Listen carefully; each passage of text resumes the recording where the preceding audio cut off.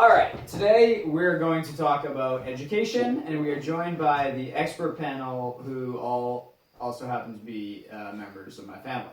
But it actually is an expert panel. At the end, we have my sister Jen, who is mother of 6, soon to be 7, all homeschooled kids. And then we have my mom, a recently retired teacher. My sister Jen, I don't know if I said that. Jackie, recently retired teacher of almost 20 years in the public school system. And then we have my dad, Harry, who is a victim of schooling. and I'm Joe Jarvis. So let's basically start by highlighting the problem. So you recently retired, and I guess, why did you retire? You don't really look old enough to retire. Oh, thank you. Well, I kind of saw the decline of the public schools as kind of what I had envisioned public schools, or any school, to be like. Schooling was my big thing. This is what I always wanted to do, was be a teacher. And suddenly it wasn't about the kids anymore. It was all about how schools looked in the bigger picture with everybody else. I started with a lot of independence in the classroom, where the principal and the hierarchy never even entered my room, and I did whatever I wanted to. And to my last years as a seasoned teacher, being criticized over every second that I spent with the students. Well, did it get worse though, because you also were trying to teach in a different way towards the end? Yeah, I guess so. I was never actually a real traditional teacher, but I kind of took on their ideas in professional development days of, well, why do we need grades anymore, and kids need to spend more time outside, and kids need to do their own kind of learning about what they like and all that, and I just. And what did the school want, like, specifically from the kids? Like, what did they want you to teach? Well, they had a curriculum, and they wanted, the big thing was to post my plans, and to have the kids understand just everything I was going to teach them that day. Yet they also were, well, let the kids learn in their own way and their own time. So it was totally very conflicting ideas. Very conflicting. But what about, was it all like geared towards as long as the kid's getting smarter, or was it like they have to pass the MCAS? Well, that was a conflict as well. They start by saying that the kids have to pass the MCAS, and we're going to do everything we can to make sure they pass the MCAS, to my last year saying, oh, MCAS doesn't matter.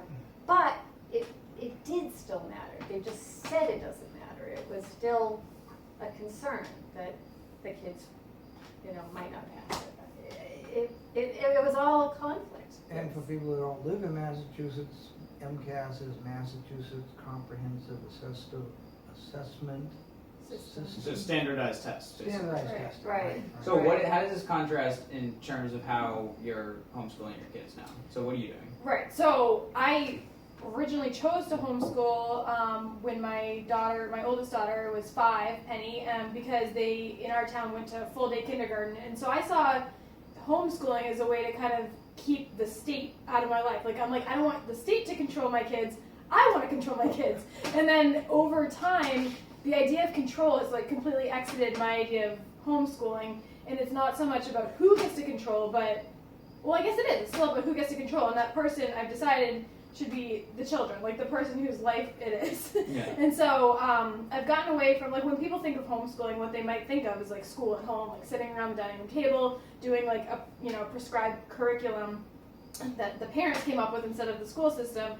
But I've kind of taken on what a lot of people call unschooling, where some people will call that child-directed education, but that kind of seems like the parents are really hands-off. It's more just non-forced education. The idea that kids are learning all the time, and if you follow their interests and try to supply them with enriching experiences based on what they already like, they'll learn more efficiently and they'll be happy to learn. and they won't be coerced all day long, which is what I was really trying to avoid in the first place by homeschooling them. Right. You know, Right. so I think of, public schools and formalized education as we see it in like all schools, so private too, and even like the very formal homeschooling as just different levels of control over a child's time, their bodily autonomy, like just trying to force them to learn what you deem is important rather than what they think is the most important Yeah. thing. And I think that's the point that you probably have, is that, despite all the things that they try to teach you in school, all the very particular things, like, when did you learn the things that you know now? I can remember the day they dragged me kicking and screaming, literally kicking and screaming into kindergarten. I'm like, I don't want to be here. I just don't.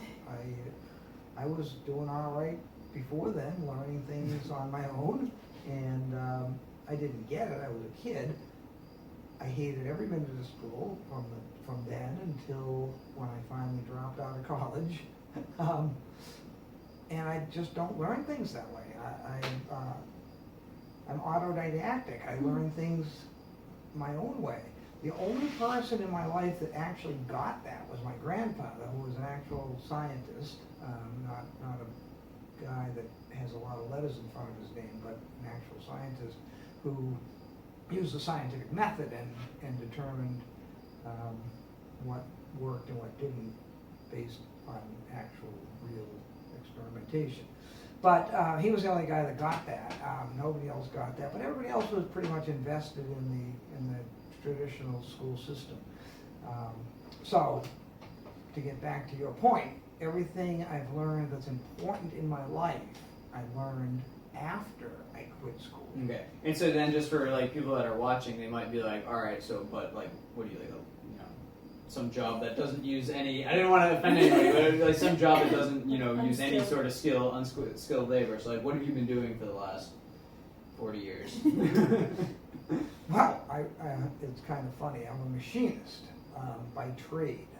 When I left school, I became a machinist. I make machined parts on machine tools.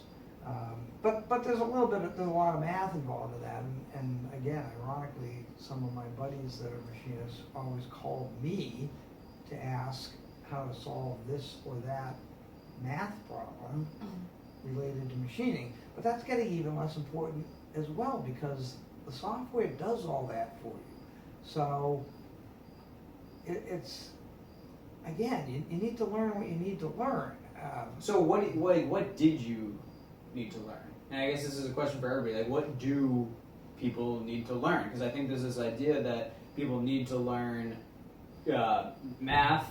People need to have an hour a day, 180 days a year for 12 years of math, and if they don't know that, then they won't know their addition and subtraction, or I don't know. What do you think your kids need to learn? Right. So I think there are things that, like basics, that in society are going to be useful, but I don't think you need to go out of your way to teach them to kids, because in a literate society like ours, they will learn to read without anyone forcing them to at age 5. Like they will learn how to do basic arithmetic, so that they can buy stuff at the store and figure out, So you could create that environment for them if you wanted to. So what do you do? Bring them to the store and right. So yeah, I mean, it seems too easy, but you just live life and you just try to be a little engaging while you're living life, and it works really well. So some of the things we've done, Penny, I keep on talking about my oldest.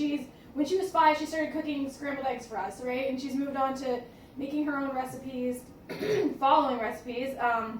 We'll go to the store, we'll compute the different prices, what's the best deal per pound.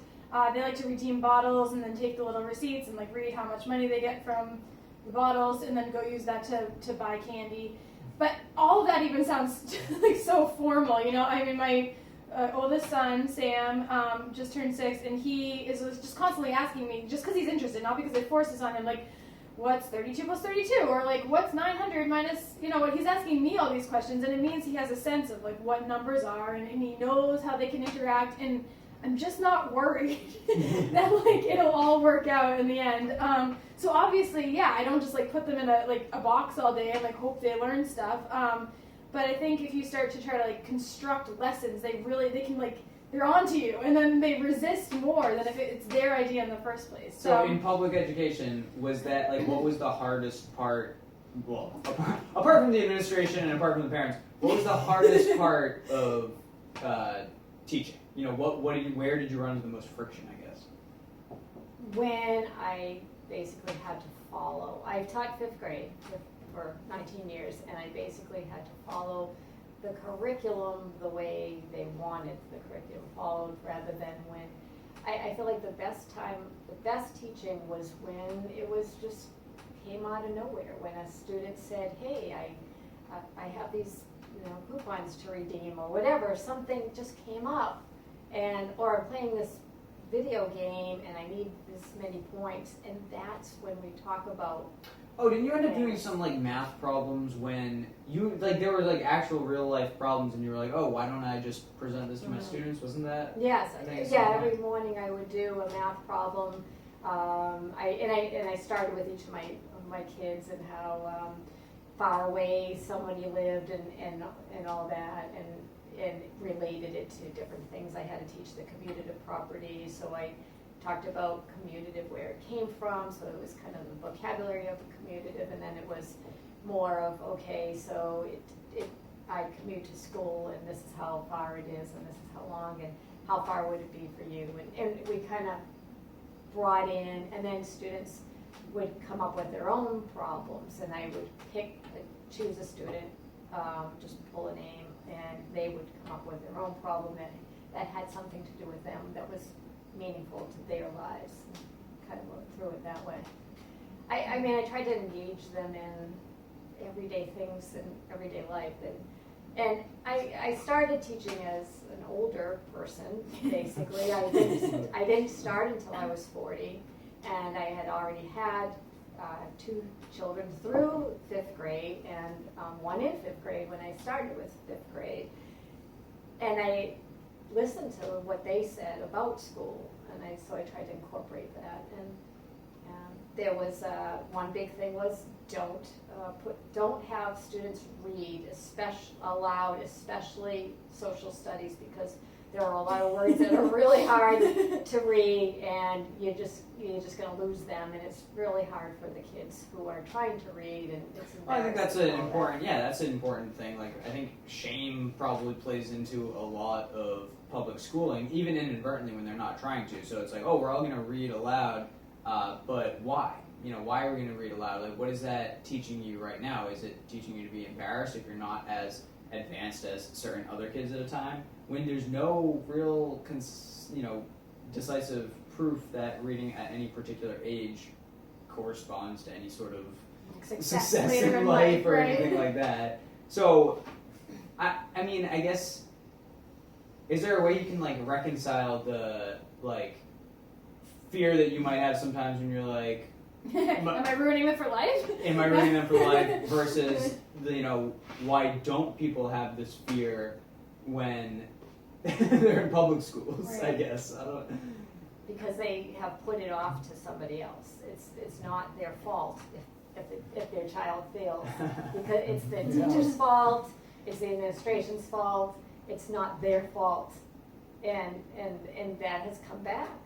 Is the blame game? Is that what you've been dealing with? I have, definitely. It's my child doesn't read well, and why? And it's, well, I don't know, but he shouldn't have come to 5th grade not reading well. There's more to it.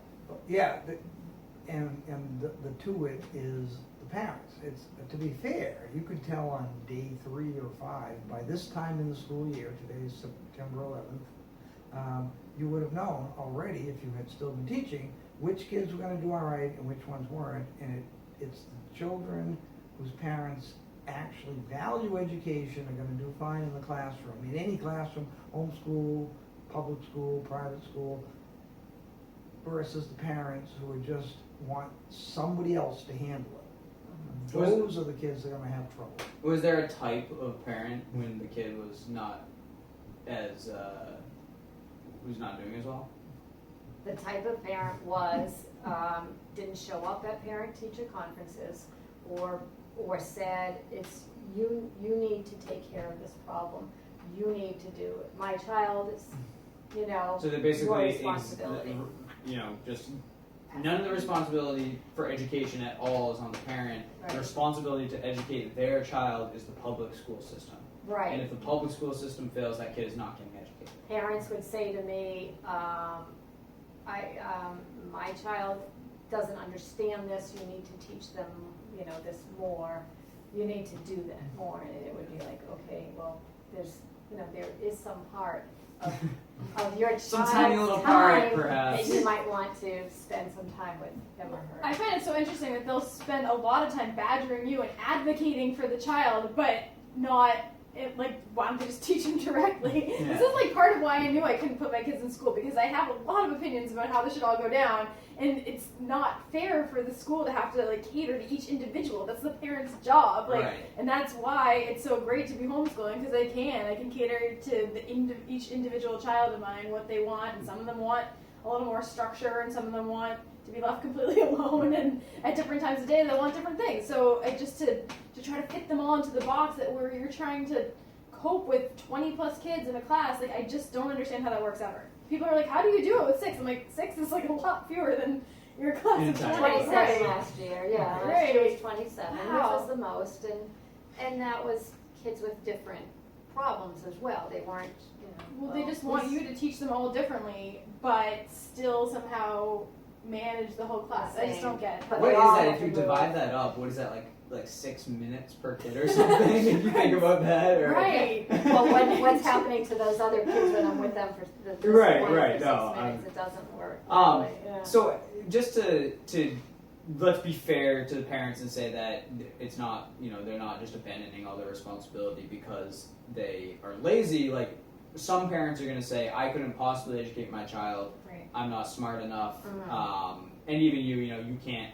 You are not that being a college graduate is necessarily the token of Yeah. success, but you went to a good college. You're an Right. educated person. Well, yeah, I mean, but you're right. It's not just about like passing the buck. It's about complete panic that if you're not doing what everyone's doing, you're going to screw up your kid. It's very hard to go against the mainstream. Like that's why most people act the same way and watch the same shows and dress the same way, because you want to be doing what everyone else is doing. And there is, there's some biological backing for all that, but it's scary to do something different because that could go horribly wrong. So I Right. mean, So then, but you're playing such a hands-off role. Like, what do you think it is? What if it does go horribly wrong? Like, what is it that makes kids learn? Like, I guess that's what I'm trying to get at. Like, if it's not, we said the parents, but then you're saying you play a more hands-off approach. You can kind of direct it, but right. what do kids learn? When do kids learn? Kids learn when, and adults learn. I'm the guy that didn't graduate from college. The three of you did. Mrs. J here has a master's degree, 2 master's degrees. No, 2 bachelor's degrees, 1 master's degree. But for example, okay, so I have the 2 off-the-grid properties, and you say, well, what are you going to do when you have an off-the-grid property and you need to, take care of human waste? What do you do with that? You don't have a septic system.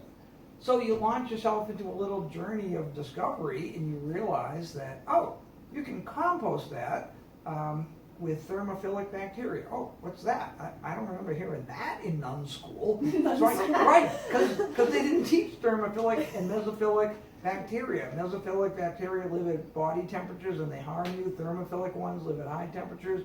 And you can learn this stuff, and you can learn outside of school, and then you can learn that you don't need to flush your doo-doo down the drain with drinking water. You can compost it, and the thermophilic bacteria love that kind of stuff, and they eat it all up, and it becomes harmless. Yeah. And but you're just not going to learn that in school. You're going to have to learn that on your own. Yeah. Basically, what you're saying is that there's so. You're saying you don't learn shit. I almost said that. But that Sorry. Basically, what you're saying though is that Is this what you teach your kids? I want to learn it. that everyone is interested in different things at different times in their lives. At different times in their life. Right. And What if how you did teach can that when you- you were 12? Was that going to help you? No. Right, and how can you decide in 180 days, which is, and it's not true, it's not 180 days, it's probably about 100 at most of math days and ELA days and all that, just what you need to teach in every single grade. In fact, there was a professional development day on this, and when the man that was doing this day said, who decided, and you know, maybe this was years ago, exactly what a fifth grade student should know?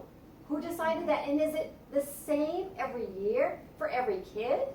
Why? It's like, Well, because when you're mass producing education, you have to have some standards, but it's not efficient at all, and it's gonna miss a lot of kids, and it's gonna bore other children, and it's just So it's not like, the way if we're going to mass produce education, then we have to have a standard, and you have to go back to your premise and say, well, then don't mass produce education. Right, exactly. The whole point is that people learn things when it's time to learn it because you're building an off-the-grid cabin because that's what you want to do. Does Right. everybody need to learn about mesotherapy, whatever? whatever. I actually I do care, too. but like no, not Right. everybody needs to know that. People Right. need there's so much information out there that, like you said, to actually try to boil it down into like 180 days, 12 years, and then they'll learn everything they need to go out in the world. And it's like that's absolute crap. Like it's not, you can't. So what we're getting at is the only person that can design that is the person, the kid, whatever that's learning that. And so is that the problem? Is that people think that it is absurd to allow a child to direct their own education, to decide what they might care about, what they might value.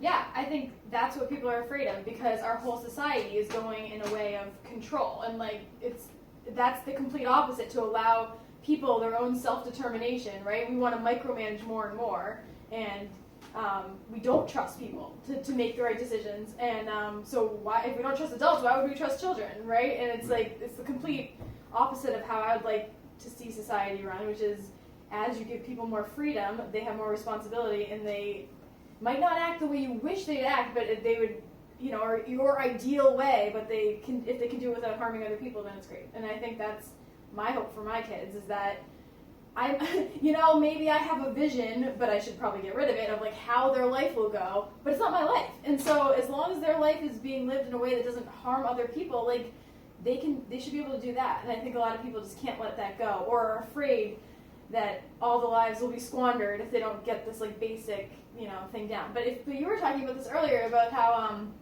they dragged you into school kicking and screaming. But did you know nothing at 5 or 6 when they put you in the kindergarten class? Absolutely no, not. I was pretty well off. My mother read to me. She read Right. books. I was totally interested in books. So the public education system is flawed from the outset. Although Thomas Jefferson was a big fan of education, public education, but it was flawed from the outset, and yet my mother kind of instinctively knew this, even though she was kind of a conformist. But she read to me. She read and read and read, and she read stuff that I was interested in, because otherwise I wouldn't sit there. I'd be out, Wait, you mean she was tailoring your education? out of necessity. Otherwise, I was out wreaking havoc all over the neighborhood. Right, well, yeah. I mean, I was even going back before that, without even a lot of parental involvement beyond just general nurture. Kids learn how to walk, they learn how to talk, they learn lots of things for themselves before they step foot in a classroom, and it's suddenly like at 5 years old, suddenly that whole natural learning thing goes out the window, and you need to be in a classroom with a bunch of other kids the same age as you, being instructed on how to continue to develop. That's just so ridiculous.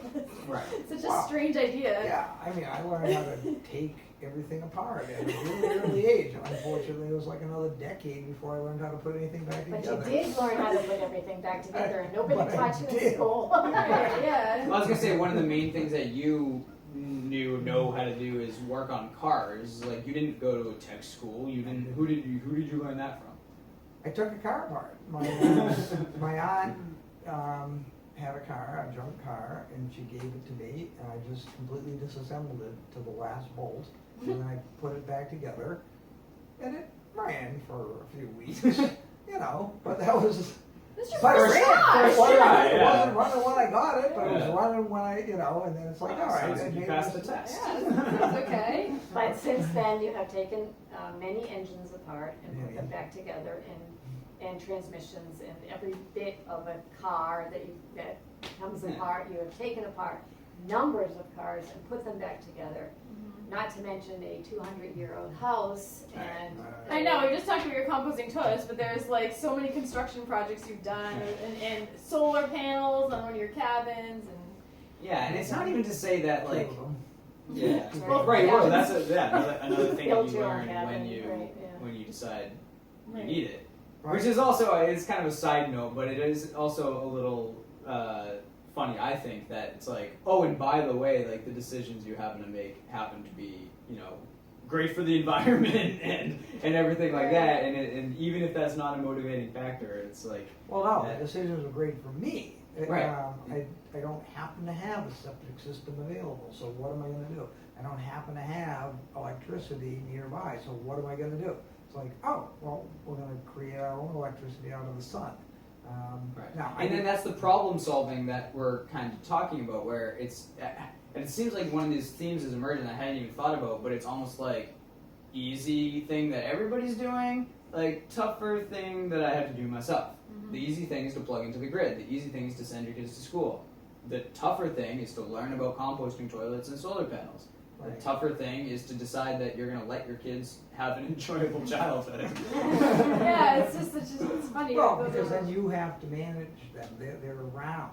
They're not somebody else's problem for 6 Right. hours a day. and you are taking responsibility for their learning, whether. Yeah, no, but I mean, I do want to speak to that a little bit too, because I think that is that's a real part of the public education thing. And I don't mean this necessarily in a bad way, because I know that like when you get used to a system, it's hard to rip that system out from underneath people. So a lot of people, and they probably don't think of it this way, but like their kids are getting babysat for free for 7 hours a day, and if they don't have their kids being watched for that time, like what's their plan? What are they going to do? Not everyone can afford private school, and so this idea that like, well, they have no other choice but to put their kids in public school, and that traps us in. And so I think maybe one of the stepping stones, even though this isn't like my own philosophy about like what's best for society, there's a whole movement of alternative education out there. Yeah.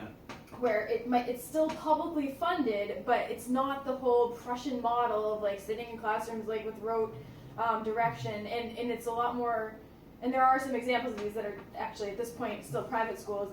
One of them being in our state of Massachusetts, the Sudbury Valley School. It's been around since the 70s, and that was very revolutionary at the time, and it's being copied all over the place. But the idea is that you drop your kids off, they're being supervised in a sense, like they're safe with adults, but they can do whatever they want at the school. There's resources available to them, and there's teachers available to them, but there are no set classes, no schedule. You can spend all your time playing with Play-Doh, walking the grounds, fishing. I think there's a whole book where a kid spent like 12 years fishing or something. Well, so that's my favorite example. It's like, Yeah. so this kid spends 12 years fishing, and I'm reading the book right now, Yeah. and the dad would come in every year and say, "Oh, I'm just worried because all he does is fish." and the guy's like, "Well, that's what he wants to do." Yeah, And right. he's like, "Well, he's like learning he knows more about fish than anybody at the school. He knows how to do the tackle.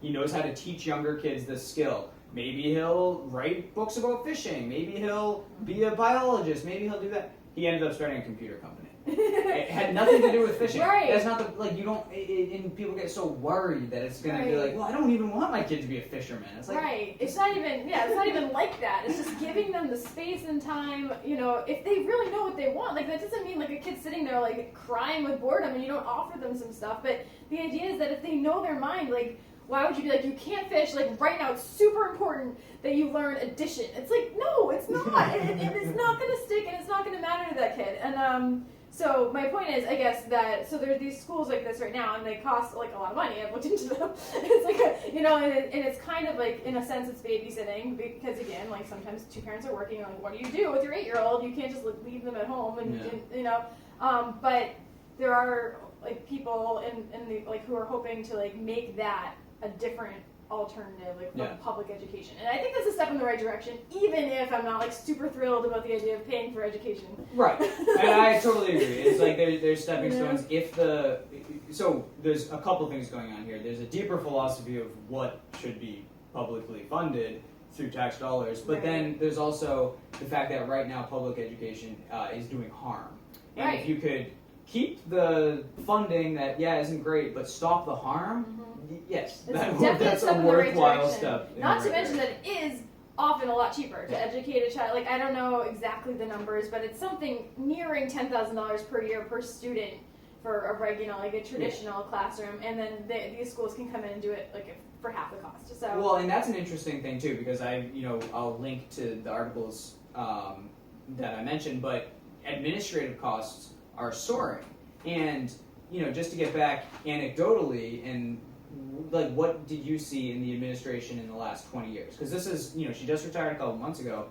She was in the public school system through the last 20 years. So what was your observation about administration? Because we have it grew and grew and grew. And last year, they got rid of a teacher. There were fewer teachers in 5th grade and fewer teachers in 6th grade. The classrooms got larger. And they added a assistant superintendent. They just added that position. They added numbers and numbers of people in computers.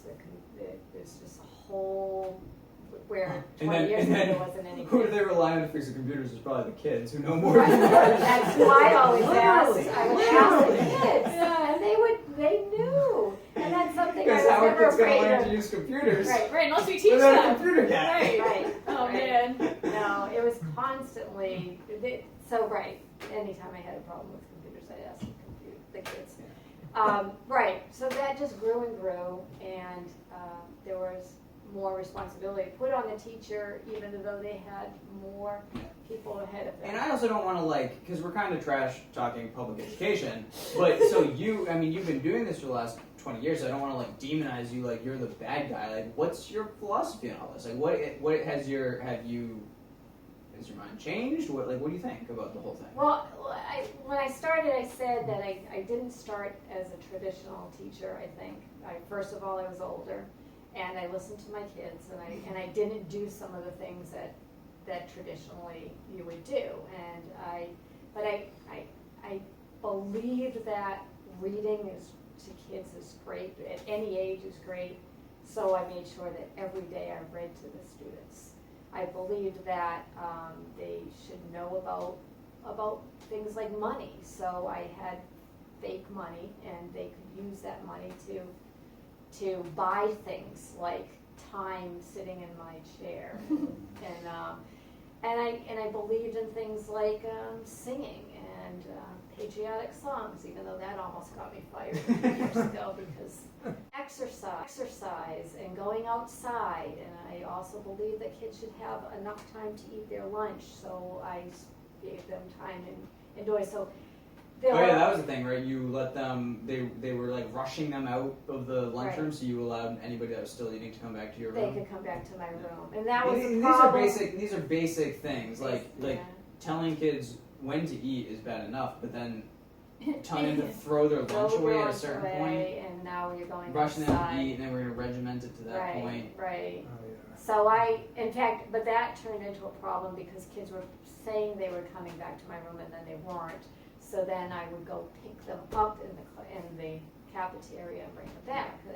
So you went out of your way to cater to their their needs and they're just basic human needs. Right. Yeah, and it's not that I was great. There were many teachers in this school that would do the same thing, and they would go in early to help them prepare for a test or something, and they would stay later and see if the parents could pick the kids up after school and stay in at lunch and help them learn things.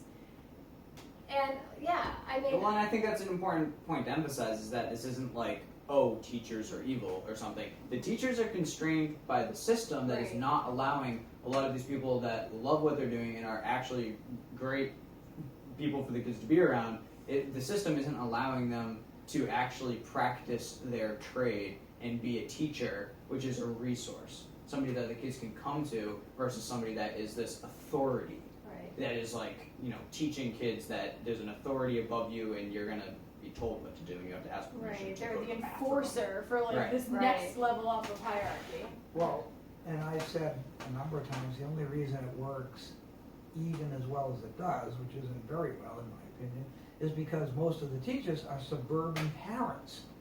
They're not on board with the whole public education thing. They're suburban parents, and they're doing the right thing despite the system, not because of the system, but despite the system.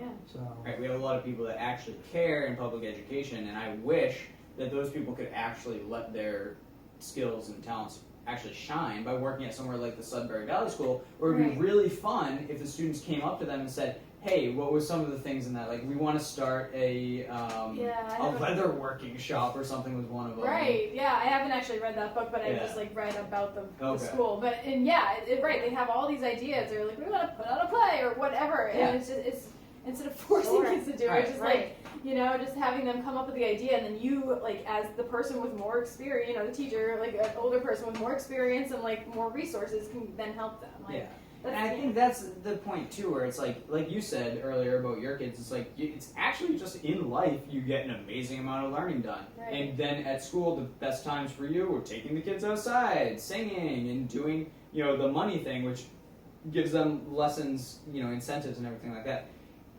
So it's that same old thing is that, like, when you put on a play, or a lot of things that people might think, playing sports, whatever, there's all these other little intricate things going into it. And if you try to boil those down and strip them away and put them into lessons, you're gonna fail. That's not how people learn. Right, exactly.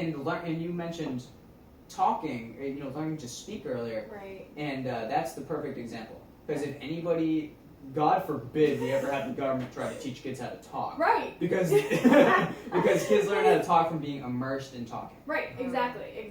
And these are all ideas that I would highly recommend the book Free to Learn by Peter Gray, where he talks about this in some indigenous societies and the hunter-gatherer societies of a long time ago, how this was the way kids learned forever. And he romanticizes it a little bit, but the idea is that children weren't taught in any formal way. They grew up as little kids, they were right alongside their parents, and then as they got older, they'd kind of go off in like these groups of like multi-age child groups to go away from parents for hours at a time, like just like undirected by or even unsupervised by grown-ups, to like kind of work out how to live in their society. And it sounds like, great, all they had to learn was like how to throw a spear. It's like, no, that kind of thing still works out today, and there's some I'll look up his name in a minute, but this guy who's like putting little computers in like the wall, like the holes in the wall, in India, and kids are learning how to use computers. So it works across cultures and across time. But the idea is the principle, it's not the actual what they're learning. Right, exactly. And the idea is that like children gravitate toward the tools of their culture and will master them given a little bit of time and space. And it's not like, and again, like you don't have to be completely hands off, but like you don't need to like construct lessons on spear throwing and gathering of foliage for kids to learn that. They would just learn that because that is a thing going on, and kids are naturally interested in what's going on in their culture. So the big thing in our culture, I guess, would be literacy, and now computers. Like kids know that like devices, like computers and handheld devices, are the important tool of our society, and and like you said, they know it so well. They know it without anyone like going through and being like, this is how you turn on an iPhone. It's so. Well, Sam was teaching me all about a game today. Right. 6-year-old, Yeah. So. I forgot what your question was. No. This is the entire point. The entire point is that people learn when they're ready to learn. Mm-hmm. They learn what they want to learn. Yep. And they learn by wanting to learn things, not by being told that this is what you have to learn. Right. If you could boil down all the hours that we spend in public education, how much do we actually extract from that? And I think that's an important thing to think about as well, is the efficiency of it. Did you learn 12 years worth of math? Right. Yeah, I mean, maybe I forgot it all. Right, but like, what am I? Yeah, exactly. I don't think I did. And that was another Sudbury Valley School thing where they, they did a 3-month math course because the kids came to the teacher and were like, we want to learn math formally. And he's like, I don't think you do. And they're like, yes, we do. And he's like, well, you got to show up on time. We're going to do it. And they did. And they did show up on time. And they did learn it. And they were like proficient in all sorts of math in 3 months. Right, They learned an entire school 12 years worth of math in 3 months. Yeah, that actually mirrors a different study someone did a while ago. And again, I'll have you, maybe you can post in the links or something. But just and they tried this in like a low-income school where like people weren't going to complain, which is kind of sad. But and they were like, okay, we're just going to break the kids in half, and we're going to give some of them no formal math education until 6th grade, and the other kids we're going to keep on going with the scope and sequence that we've been doing.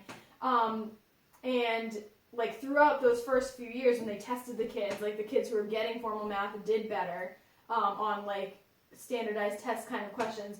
And then by the end of 6th grade, the kids who hadn't had any formal math caught up in all that kind of, like just like pretty basic problem solving. But they also were a lot ahead in critical thinking.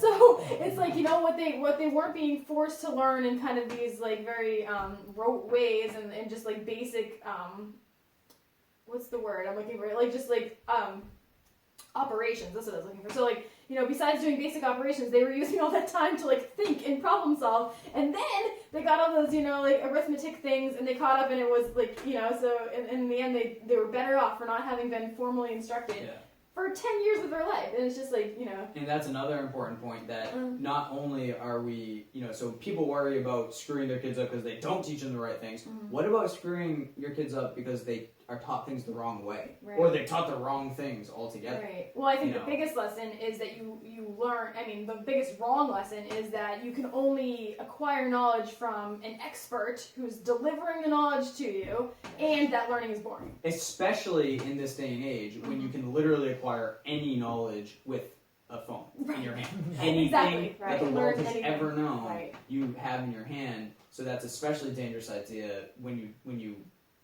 in this day and age. Right. I need to sit here and wait for someone else to tell me what's important and how and deliver that knowledge to me. And then that gets back to the societal structure of trying to teach kids, about authority. Right. Which is another social thing that we're talking about. That's the main problem. Right. I mean, in my opinion, it's the main problem. It's like, just no one, that someone else from on high will tell me what to think and what's right.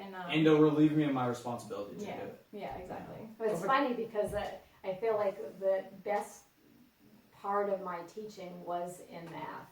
That I was the best math teacher out of English and math, social studies, and science. I taught all 4 subjects, and math was my hardest subject growing up. Really? Yeah, and I didn't realize until college that I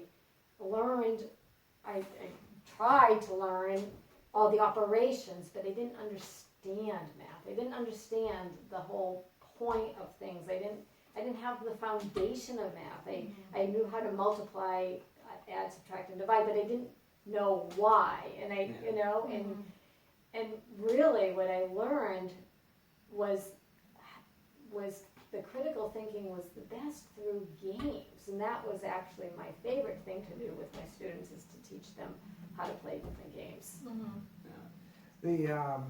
The concept of collecting up human knowledge isn't new. The library at Alexandria in Egypt was a collection of human knowledge, which unfortunately burned. It was like 2,000 years ago, though. So people have been collecting their knowledge.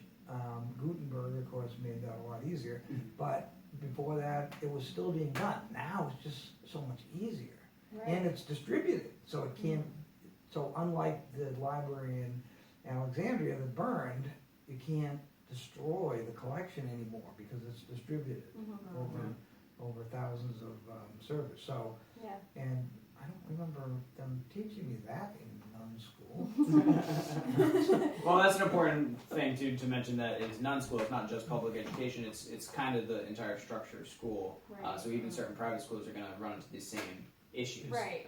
Certain issues will be different. They follow the same paradigm, just in a slightly more efficient way. but it's still the same paradigm. Right. And it's even more authoritarian in a lot of ways, which could be even more harmful. Right. Right. In your day, at least, with the nuns. Yeah. Yeah, the nuns, they had their mission, and From We're God. on a mission. literally they were on a mission from God. Yeah. Okay, but but a lot of them really just weren't qualified to deal with children. Right. Yeah. Right. That's another. Take the suburban housewife, thank you. Right, yeah. No, but I think that's a good, absolutely a good. Yeah. All right. Anything else to add before we wrap this Well, up? I was just thinking of a point that you made earlier was that some parents might not feel like they are capable of teaching their kids. I brought Sam, the 6-year-old, to McDonald's today, and I walked in with him, and this man I never knew just said to me, "Why isn't he in school?" Are you kidding me? We had this half-hour conversation, and he started telling me about his sister-in-law who homeschooled her 2 kids, and how they're in college. One of them's in college, the other one graduated from college, and why did she think she could? He said, she didn't even graduate from college. And I'm thinking, but you just said she taught them, and they went through college, and they're doing well. But he has this idea, and I think a lot of people do, that, not everybody can teach their kids. Right. And I'm not sure. So if you care about your kids, chances are you can teach them. You can teach them. Right. The only thing your kids need to learn is that they need to learn. Right, or I mean, and that they can learn. I mean, it's not even like this thing they have to go out and like focus on. They'll just do it. It will just happen without you can't help but have them learn. And the worst thing you can do is just quash that through too much control and trying to direct the process. So yes, you can do it. You don't need any special qualifications. In our state, they're not even legally allowed to ask for your qualifications, and so despite the fact that I'm dying to tell them how awesome I am, I never put down anything besides that we are competent and of good morals, because it doesn't matter. You care about your kids, which I'm sure most people do. You can do this, and of course the issue of resources and watching them during the day and all that kind of stuff is a separate issue. But and that's what there's so much material to cover here. There's Right. there's also ideas and they'll be on the Daily Bell about how to handle those issues as well. right, There's different solutions for that. And by the way, Jen has written articles for the Daily Bell. We'll link to a few of those. And there's just some interesting pieces on the philosophy of parenting if you care about freedom. anarcho-parenting, if you will. Anarcho-parenting. So we'll link to those as well. And we'll have to do this discussion again. Yeah. Like I said, too much material for a 45-minute conversation. But we'll call it there for tonight. Awesome. And thanks. Thank you. Appreciate it.